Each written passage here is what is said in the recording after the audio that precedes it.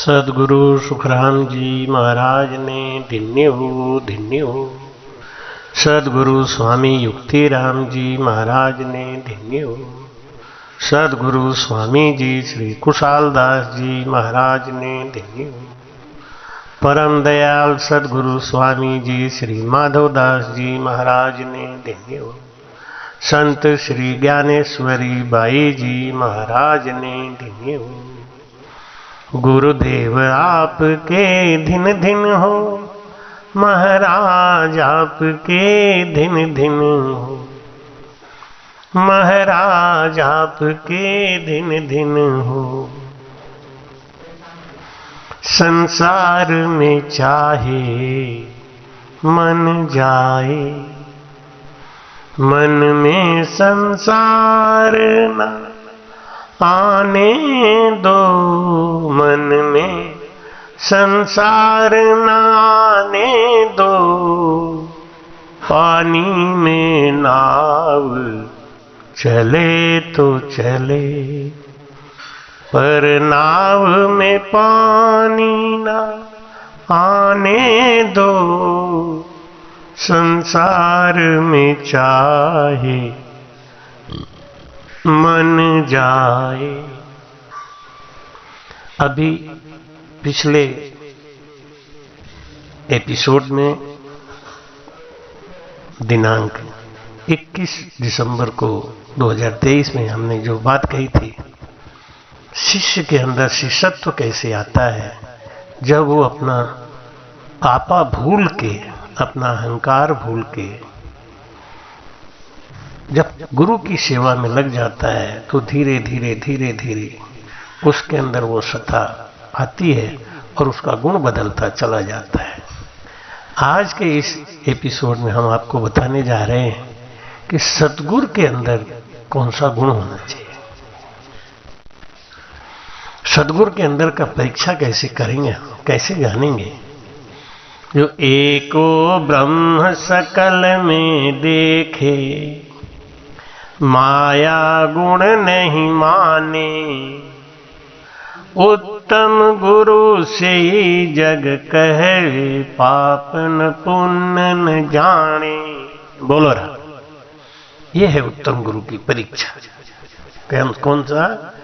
कि एको ब्रह्म सकल में देखे, सिया राम मय सब जग जानी। करहु प्रणाम जोर जुग पानी। सद्गुरु कौन है?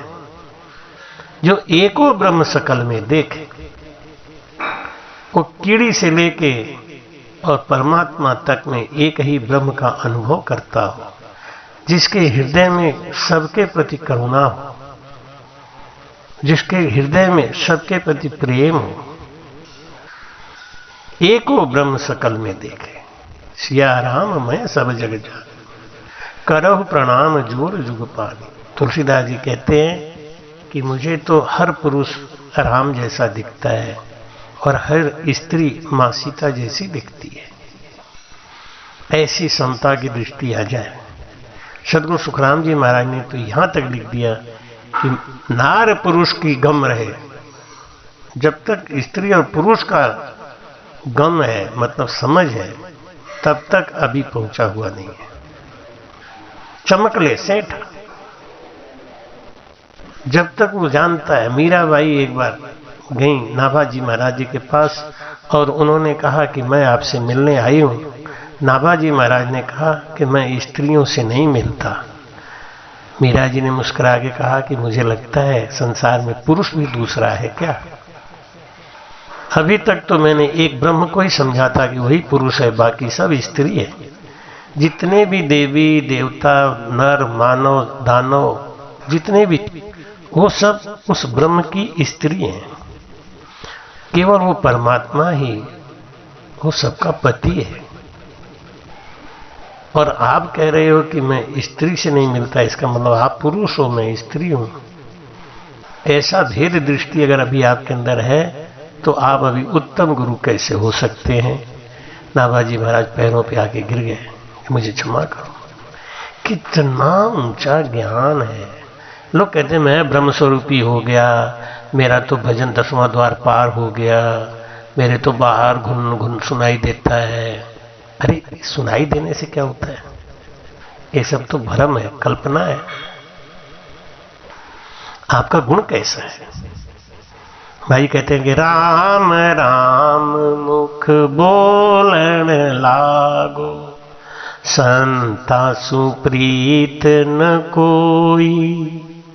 जब लग रूलियो पच पच था क्यों, माई उदय नहीं होई रे संता।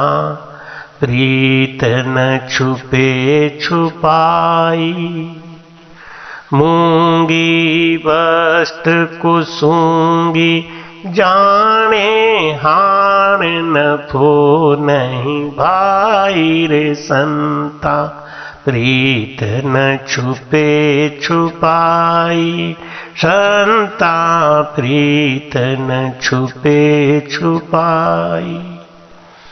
राम राम मुख बोलने लागो, दिन रात भजन करता है और संतों को देख के उसको आग लग जाती है। संतों से कोई प्रेम नहीं है, संतों से घृणा करे, नफरत करे, संतों की निंदा करे, वो कनिष्ठ गुरु है, वो कनिष्ठ शिष्य है। राम राम मुख बोलन लागो, संता सुप्रीत न कोई। जिसके अंदर संतों के प्रति प्रेम नहीं है, वो किसी काम का नहीं, अभी वो मंजिल उसके लिए बहुत दूर है। तो महाराज समझाते हैं कि एको ब्रह्म सकल में देखे, माया गुण नहीं माने। रत्नावती को खत्म कर देने के लिए उनके देवर ने उनके कमरे में शेर को भेजा। भूखा शेर 3 दिन का। जब पिंजरा दरवाजे पे ले जाके खोला गया, दहाड़ मार के कमरे में घुसा। रत्नावती भजन पे बैठी थी, शेर की आवाज सुनते ही उनका भजन टूट गया। पीछे पलट के देखा तो शेर महाराज आ गए थे कमरे में। रत्नावती का भाव पलट गया। रत्नावती ने देखा साक्षात नरसिंह भगवान हमारे कमरे में आ गए और आरती की थाल उतार के उठा के ले गए और उस नरसिंह भगवान की आरती करने लगी। शेर अपना गुण भूल गया। एक बात का ध्यान रखिए, सामने वाले के गुण से सामने वाले का गुण बदल जाता है। 4 मिले 64 खिले, 20 रहे कर जोड़। सज्जन से सज्जन मिले, हर्षित 7 करोड़। 4 मिले, 2 रत्नावती की आंखें और 2 शेर की आंखें। 4 मिले तो दोनों को आनंद आ गया। 64 खिले, आनंद आने पे चेहरे पे मुस्कान आती है। और 20 रहे कर जोड़, हाथ जोड़ के प्रार्थना करते हैं, अगले के मन का भाव बदल जाता है। रत्नावती ने आरती उतारी, साक्षात नरसिंह भगवान की, उनके मुंह में प्रसाद का लड्डू डाला और शेर लड्डू खा गया। शेर का स्वभाव नहीं है, वो मिठाई पूरी लड्डू नहीं खाता, लेकिन वो उस समय नरसिंह भगवान के अवतार के रूप में आए। भाव बदलते ही सामने वाले का भाव बदलते ही सामने वाले का भाव बदल जाता है। एक कथा आती है कि एक बार एक राजा कहीं जा रहा था, तो वो राजा की जुलूस यात्रा निकल रही थी। नुक्कड़ पे एक बढ़ई की दुकान थी। वो लकड़ी वाले को देख के राजा को बहुत गुस्सा आया। राजा ने मंत्री को बुला के कहा कि पता नहीं क्यों मुझे इसको देख के बहुत गुस्सा आ रहा है, इसको फांसी पे चढ़वा दो, मुझे बहुत बुरा लग रहा है। मंत्री ने कहा कोई बात नहीं राजा साहब, अभी जुलूस यात्रा चल रही है, इसको कुछ दिनों के बाद बुला के इसको सजा सुनाएंगे। जुलूस निकल गया आगे। राजा 6 महीने के बाद उधर से एक बार फिर जुलूस लेके निकला। राजा को ध्यान था कि अरे यहाँ पे कोई लकड़हारा रहता है, उस लकड़ी वाले को फांसी चढ़ाना था, मैं तो भूल ही गया, आज मैं उसको जरूर फांसी चढ़ाऊंगा। जब वो उधर से निकल रहे थे, उस लकड़हारे को देखा, हाथ जोड़ के खड़ा था वो। उसको देखते ही राजा का मन का भाव बदल गया। राजा को बहुत प्रेम आया। राजा ने कहा मंत्री ये वही लकड़हारा है जिसको मैंने कुछ दिन पहले कहा था इसको फांसी की सजा दे दो। लेकिन आज इसको देख के मुझे बहुत प्यार आ रहा है, ऐसा क्यों है? मंत्री ने कहा, मैं उसी को बुलाता हूं। उसको बुलाया और उसको सारी कथा सुनाई कि 6 महीने पहले जब राजा का इधर से जुलूस निकला था तो राजा के मन में तुम्हारे पर बहुत गुस्सा आया था, यहां तक कि तुझे फांसी चढ़ाना चाह रहे थे। लेकिन आज इनको प्रेम आ रहा है, क्या इसका तुम कोई भेद बता सकते हो? लकड़हारा बोला, इसका भेद मुझे मालूम है। क्या मालूम है, बता। उस दिन जब जुलूस जा रहा था तो राजा को देख के मेरे मन में आया कि मेरे पास करोड़ों रुपए का चंदन का लकड़ी फालतू रखा है, ब्याज भर रहा हूं। अगर ये राजा मर जाता तो इसकी चिता में हमारी लकड़ियों का प्रयोग आ जाता और मेरा ब्याज कम हो जाता। उस दिन मेरे भाव ऐसे गंदे थे जिसकी वजह से राजा का भाव भी गंदा हो गया था। राजा मेरे ऊपर गुस्सा हो रहे थे, लेकिन न जाने क्या दैवी प्रकोप हुआ।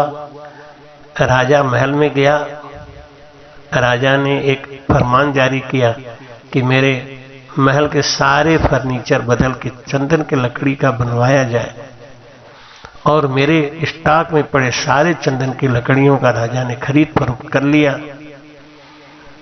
आज मैं राजा को देखा तो मुझे राजा पे बहुत प्यार आ रहा था कि ऐसा पवित्र, ऐसा निर्मल राजा, इसके बारे में कितना गंदा सोच रहा था। मैं अपने आप को धिक्कार रहा था। ये तो था दृष्टांत। इसका दृष्टांत ये है कि हमारे मन की जैसी भावना रहती है वैसा ही परमात्मा होता है। जाके रही भावना जैसी, हरि मूरत देखी तिन तैसी। जब हमारा ब्रह्माकार वृत्ति हो जाता है तो एको ब्रह्म सकल में देखे और माया गुण नहीं माने, तब मेरा गुण कैसा हो जाता है कि सहस भुजाधर साहेब आवे तो मेरा मन नहीं रीझे। अब ऐसा हमारा गुण बन जाता है कि मुझे ढोंगी, चमत्कारी, लुभावने वाले, मोह पैदा कराने वाले, धन देने वाले ऐसे साधुओं से, ऐसे संतों से हमारा मन अलग हो जाता है। माया गुण नहीं माने। उत्तम गुरु से ही जग कहे। उत्तम गुरु कौन है? जो करनी कर रहनी रहे सोई जन साचा, जिसके अंदर काम की वृत्ति, लोभ की वृत्ति, मोह की वृत्ति केवल जगत के लिए, दिखाने के लिए है, अंदर से वो कुछ ग्रहण नहीं करता। जैसे आग पक्षी पानी में रहता है लेकिन उसको पानी का कोई असर नहीं होता, उसका पंख पानी से भीगता नहीं। ऐसे ही जो ब्रह्मज्ञानी गुरु हैं वो जगत में रहते हुए भी वो जगत से अलग रहते हैं। तो माई कहते हैं एको ब्रह्म शकल में देखे। जो सबके अंदर एक ब्रह्म का भान महसूस करता है वो संसार में सतगुरु होने लायक है। बेटी नार बन सोचेली, नामा को गुण जाने, सब ही त्याग भावे बर तो सब में ब्रह्म पिछाणे। बोलो राम। जैसी अपनी बेटी है वैसी अपनी स्त्री है, वैसी अपनी बहन है, वैसी अपनी चेली है। जिसके अंदर ऐसा भाव आ गया वो अपनी चेली में और अपनी बेटी में अंतर नहीं महसूस करता। महाराज कहते हैं नामा को गुण जाने। नाम भले ही अलग अलग है लेकिन उनका गुण सबका एक ही है। सहज वृत्ति कि सब ही त्याग भावे बरतो। सब में कोई हमारी भावना एक जैसी जब आ जाए तो सब में ही ब्रह्म पिछाणों की, ये भी ब्रह्म स्वरूपी है। जब ये वृत्ति आ जाती है वो सद्गुरु होने लायक है। जो बेटी, नार, बहन, सोचे, चारों को कहते हैं कि चतुर नाम बपु एक। नाम अलग अलग है लेकिन बपु एक, मतलब आत्मा तो सबकी ब्रह्म स्वरूपी है। भक्ति भक्त भगवंत गुरु चतुर नाम बपु एक, जिनके पद बंधन किया नाशत विघ्न अनेक।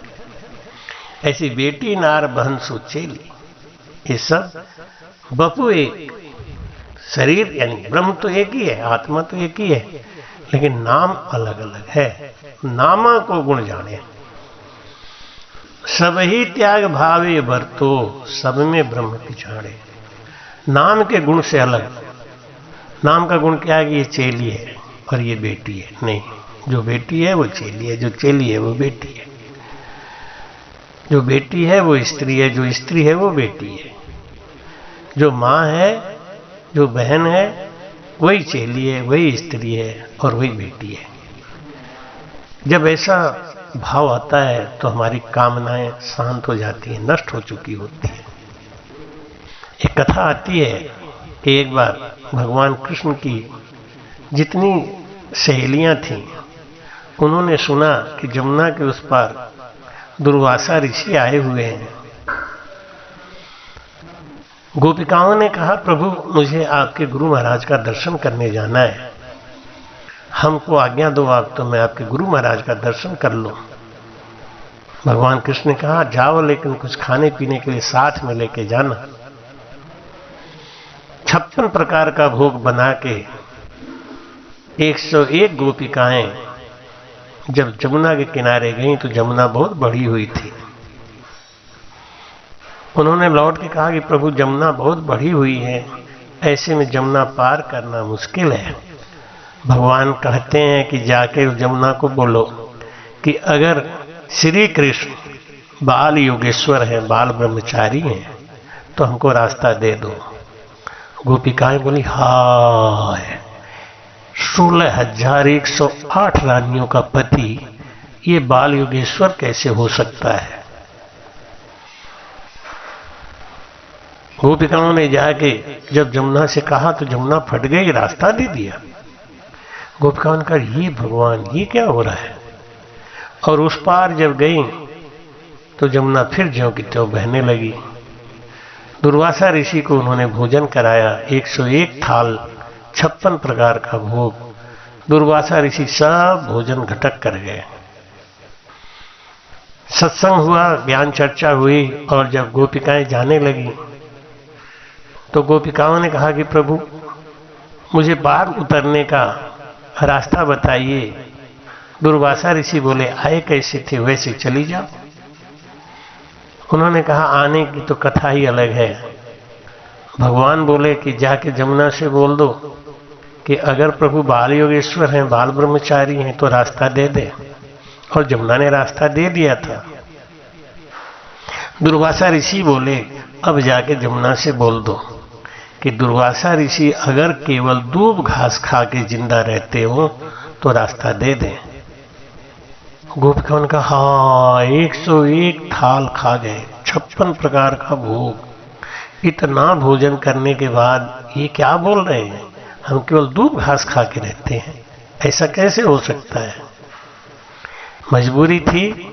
गोपिकाओं ने जाके जब जमुना माता को कहा कि अगर प्रभु हमारे दुर्वासा जी महाराज केवल दूब घास खा के जीवन यापन करते हो तो हमें रास्ता दे दो। जमुना फट गई, गोपिकाएं इस तरफ आ गई। गोपिकाओं ने कहा, ठगियन बीच बसी एक ठगनी, जैसे ठगिया वैसे ठगनी। ठगियन बीच, ठगी कौन, कृष्ण और दुर्वासा, ये दोनों ठग ही तो दिख रहे हैं। 16,108 रानियों का पति बाल योगेश्वर कैसे कहला सकता है। 101 थाल का भोजन करने वाला दूब घास पे कैसे रह सकता है। और इन दोनों के सत से ये जमुना रास्ता कैसे दे सकती है।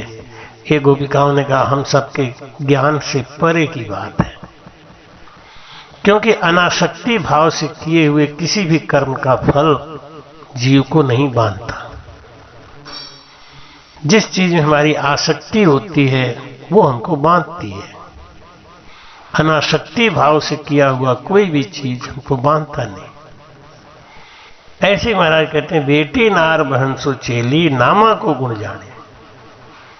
चाहे वो बहन हो, चाहे वो बेटी हो, चाहे माँ हो, चाहे स्त्री हो, चाहे चेली हो, जो पका हुआ संत है उनमें सम भाव रखता है। सब ही त्याग भावे बरतो, सब में ब्रह्म पिछाड़े। ब्रह्म ज्ञानी जो है वो सब शरीर की क्रियाओं से अलग हो जाते हैं, और अगर उन शरीर में बंधा हुआ है तो अभी सतगुरु की पदवी से दूर है। आजकल तो लोग अपने नाम के आगे सतगुरु, आचार्य, महामंडलेश्वर, पता नहीं क्या क्या नाम लगा के बैठ जाते हैं। महाराज कहते हैं कि उजल गुरु तिके सुन कहिए, भरम उड़ावे सारा, पांचों भोग आत्मा भांडो, ब्रह्म नहीं डूबन हारा। बोलो राम। खाना पीना, सोना, नींद लेना, स्वाद लेना, ये 5 आत्मा का गुण है। लेकिन जो ब्रह्मज्ञानी है वो इन 5 आत्मा के गुणों से ऊपर उठ जाते हैं। भरम उड़ावे सारा। महाराज कहते हैं कि शरीर को रखने के लिए आत्मा को भाड़े के रूप में अनासक्त भाव से जो भोगों का उपयोग करते हैं, यानी कि ईश्वर इच्छा से आवे जो बस्तर,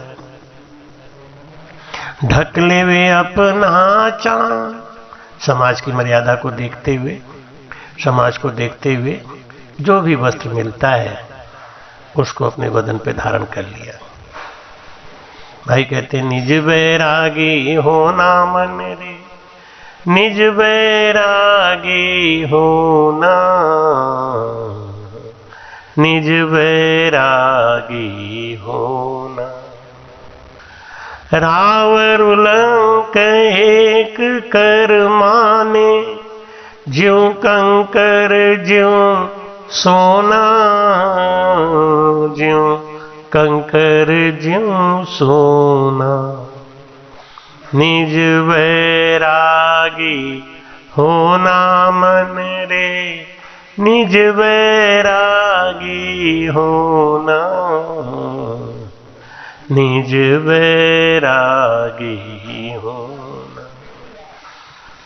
जो रूखा सूखा टुकड़ा खा के देवे तन को विश्राम। कबीर साहब कहते हैं कबीरा क्षुधा है कुकरी, रही तन लिपटाए, जाको टुकड़ा डार के पीछे हरि गुण गाए।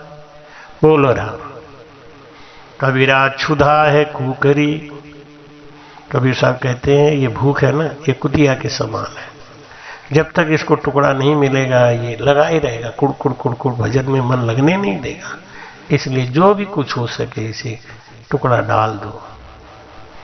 जब गोपी चंद जा रहे थे जोग लेने के लिए, माता मेढ़ावती ने उनसे कहा कि बेटा जब 56 प्रकार का भोग सामने रखा हो तभी भोजन करना, और जब राजमहल का गद्दा हो तभी सोना, नहीं तो नींद मत लेना।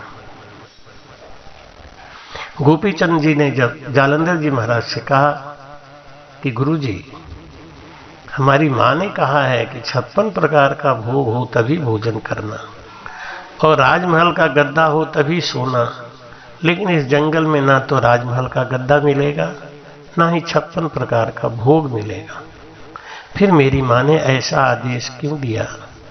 जालंधर नाथ जानते थे कि मेढ़ावती कोई साधारण महिला नहीं है, ज्ञानी महिला नहीं है, इसलिए उनके कहने का भेद समझ के जालंधर जी महाराज जी ने गोपीचंद को 5 दिन तक भोजन नहीं दिया खाने को, और नींद नहीं लेने को दिया। सेवा में लगा देते, पूरी रात वो सेवा करते। सुबह महाराज पूछते तू सोया नहीं?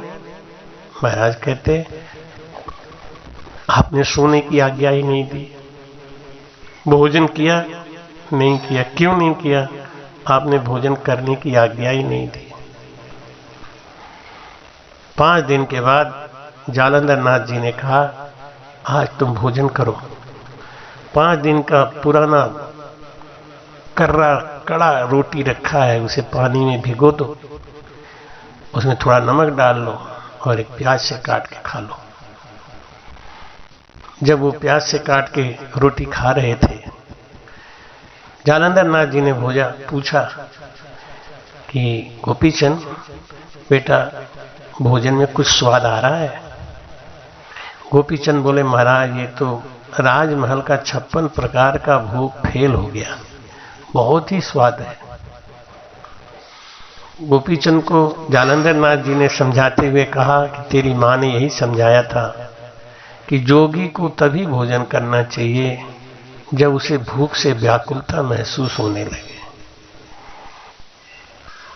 और जब वो ऐसी स्थिति में भोजन करेगा तो उसको स्वाद राजमहल के 56 प्रकार के भोजन से भी ज्यादा आएगा। और जब भोजन कर लिए, गोपीचंद को जालंधर नाथ जी ने कहा कि यहीं जमीन पे सो जाओ। सो गए। 8 घंटे की नींद निकाली। महाराज ने पूछा उठने के बाद बेटा नींद कैसी आई? जालंधर नाथ को जवाब दिया गोपीचंद ने, महाराज महल का राजगद्दा फेल हो गया आज की नींद के सामने, ऐसी नींद तो मुझे राजमहल में भी कभी नहीं आई। जालंधर नाथ जी ने कहा गोपीचंद तेरी माँ ने यही कहा था कि साधु बनने जा रहा है तो जब बहुत ज्यादा भूख से तड़पने लगे तब भोजन जरूर करना, और जब नींद से व्याकुलता है तो नींद जरूर लेना, लेकिन इसको सहज स्वभाव मान के इसको इसलिए करना है क्योंकि शरीर रहेगा तो भजन होगा, और शरीर को रखने के लिए माया का गुण चाहिए। ये प्रकृति ही माया की बनी है, हम खुद ही माया के बने हुए हैं।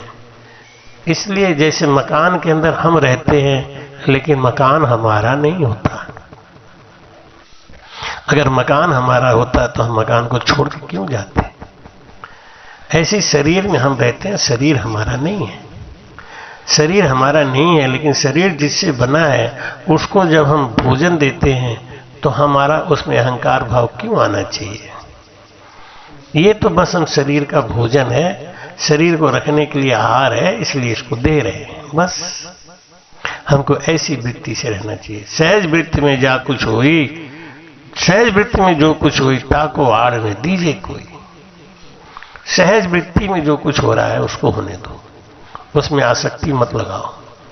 लेकिन जिस चीज को पाने में आपको अथक परिश्रम करना पड़े, झूठ कपट का सहारा लेना पड़े, समझ लो वो आपकी चीज है ही नहीं, इसीलिए वो आपसे दूर है, और उसमें हमें सहज वृत्ति रखना ही चाहिए।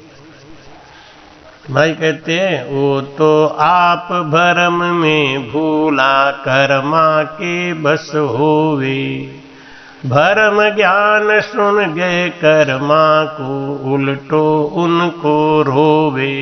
बोलो राम। ज्ञानी है वो कर्मकांड कराते हैं, कर्मकांड कराने में जो पाप और पुण्य होता है उसमें वो अपने आप को बांध लेते हैं। महाराज गीता में कहते हैं सन्यासी कौन है? कर्म के फल से आसक्ति न रखने वाला ही सन्यासी है। कर्मण्येवाधिकारस्ते मा फलेषु कदाचन। कर्म करने में आपका अधिकार है, करो। फल कैसा होगा ये तो राम जी जाने, उसके लिए चिंता भी करना नहीं चाहिए। चिंता किए न होए कछु, काहे सोच करो, दूल्हे राम निश्चिंत होए हरि का ध्यान धरो। इसी प्रकार से भजन करते समय भी ये मत सोचो कि हमारा मोक्ष होगा कि नहीं होगा, हम मोक्ष कब जाएंगे। नहीं, हमें तो बस भजन करने का अधिकार है, अब आप भजन करो। जाएंगे नहीं जाएंगे, ले जाएंगे नहीं ले जाएंगे, ये उनका अपना काम है, उनको करने दो। अनासक्ति भाव से भजन भी करो, अनासक्ति भाव से भोजन भी करो, अनासक्ति भाव से वस्त्र भी पहनो। ये लक्षण भजन करते करते, संतों की सेवा में रहते रहते, संतों की संगत में रहते रहते अपने आप आता है। भाई कहते हैं भरम ज्ञान सुन गए कर्मा को, उल्टो उनको रोवे। भरम है दिमाग में कि मैंने पाप कर दिया। आप पाप करने वाले कौन होते हो? आप हो ही नहीं सकते। भाई कहते हैं कर्म प्रधान विश्व करि राखा, और जो जस करे सो तस फल चाखा। कर्म करने के लिए स्वतंत्र है, और वो कर्म आपका कैसा है इसका फल आप भोगने के लिए परतंत्र है। इसलिए महाराज कहते हैं कि होनी को होनी है, वो आपके रोकने से रुकने वाली नहीं है। आप सोचो कि हम समय के वेग को, समय के धारा को रोक लेंगे तो बह जाओगे, रुक नहीं सकता। इसलिए बहने के बजाय सहज भाव रख लो। जंगल में सबसे कड़ा रहने वाला पेड़ उखड़ जाता है, लचकने वाला कभी नहीं उखड़ता। अपने अंदर लचीला स्वभाव यही लाना है कि जो होना है वो परमात्मा करेंगे, हमारे आपके कहने से रुकने वाला नहीं है। इसलिए महाराज समझाते हैं नहीं तो क्या कर्म कर सके जे आप को जानो, वो तो ब्रह्म अगन की जाला कहाँ गए कचरो ताणो। जिसके अंदर ब्रह्म ज्ञान प्रकट हो गया है, ब्रह्म अग्नि प्रकट हो गई है, उसके अंदर कर्मों का कचरा क्या करेगा। इसलिए पाप और पुण्य में मत बंधो, ये सब आपको जला देंगे। परम कर्म ब्रह्म की अग्नि में सब भस्म हो जाएंगे। छोटा मोटा कचरा जहां होली जल रही हो उसमें कचरे डाल के सब अग्नि रूप हो जाता है। इसलिए संत को कैसा होना चाहिए? अग्नि स्वरूप, अग्नि स्वरूप हो जाना चाहिए। ब्रह्म अग्नि जब अंदर जग जाएगी तो कर्म रूपी जितने भी कचरा है उसमें भस्म होते रहेंगे। लेकिन ब्रह्म अग्नि अगर नहीं जल रही है तो धुआं के ऊपर कचरा डालोगे तो जो थोड़ी बहुत अग्नि है वो भी बंद हो जाएगी और धुआं ही धुआं रह जाएगा। हमारे कर्म की लकड़ी जलती है ब्रह्म की अग्नि में, और जिसकी लकड़ी में जितना गीलापन ज्यादा होगा उतना ही धुआं ज्यादा निकलेगा, उतना ही विकार ज्यादा निकलेगा। इसलिए शुरू में भजन करते समय अगर ये सब बाधाएं आती हैं तो आने दो, उसकी चिंता मत करो। केवल भजन में मन लगा के रखो। क्यों? ब्रह्म अग्नि अगर जल गई, वो तो ब्रह्म अग्नि की ज्वाला कहा गए कचरो ताणो। कचरा क्या करेगा जहां ब्रह्म अग्नि जल रही है? नहीं तो क्या कर्म कर सकते। जिनको ब्रह्म अग्नि जल गई, जिनको भजन होने लगा, उनको कोई कर्म नहीं लगता।